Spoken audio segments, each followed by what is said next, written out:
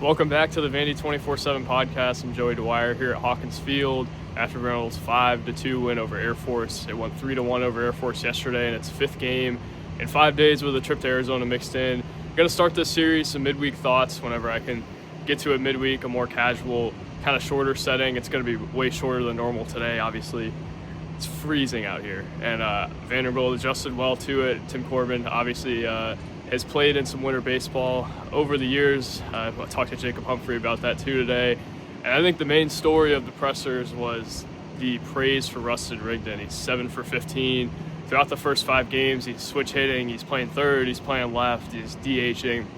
The guy has really stood out, and Tim Corbin even said today he didn't know that he would play all 5 games this week. And with Matthew Polk's exit from the lineup and the roster, and Brody Johnston and Mike Mancini being out due to injury, you felt like Rigdon was a guy who could really benefit from those extra reps, and he's really gotten them throughout the first week. He's really gifted, and I think obviously a guy Vanderbilt is fortunate to have gotten through the draft on Johnston and Mancini.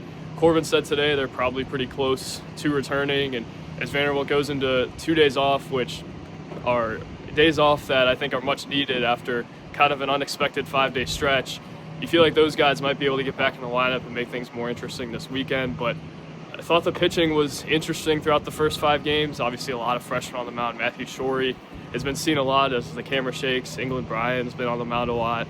Brennan Cyber, the sophomore, I thought had a good outing today.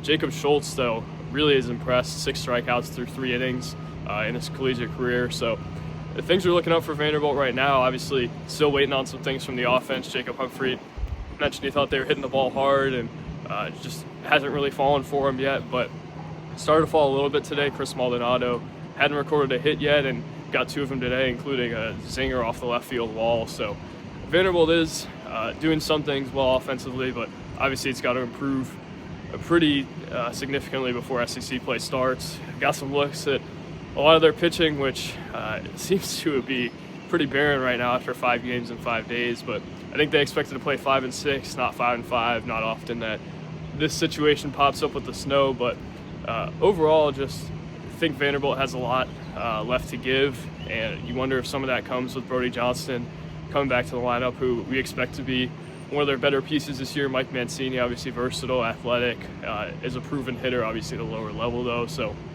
I think some interesting storylines are surrounding this team right now, but none of them to me bigger than Rustin Rigdon right now. Obviously Riley Nelson had the huge homer on Sunday when he went back home to Arizona, the site of his old junior college. Vanderbilt, though, escapes the weekend 2-1 and gets through the midweeks. Obviously, neither of the midweeks were pretty, and Sunday certainly wasn't pretty either. But Vanderbilt finds a way, and I was encouraged by J.D. Thompson's outing, was encouraged by Cody Belker's outing, but still a little bit to be desired from Ethan McIlvain. It's early, though, and that's why this one's shorter as well. Just not a ton to take right now. You want to take some things based off kind of how they're playing the lineups. Braden Holcomb has struggled a little bit, so is Jonathan Vastine. Vastine stuck in the 9-hole. Holcomb didn't participate today, but obviously 5 games in 5 days will probably do that.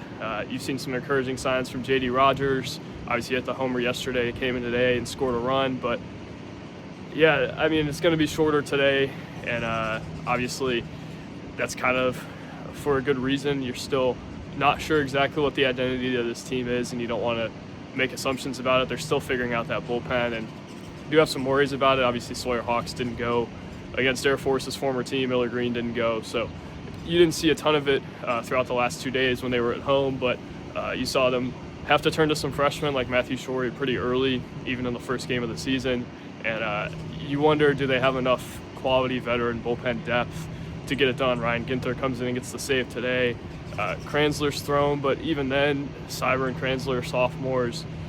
You got to figure out who you can trust, and I think this is a good time of year to do that. Corbin is going to probably live with some things that he won't live with in a few months just because he wants to figure some stuff out.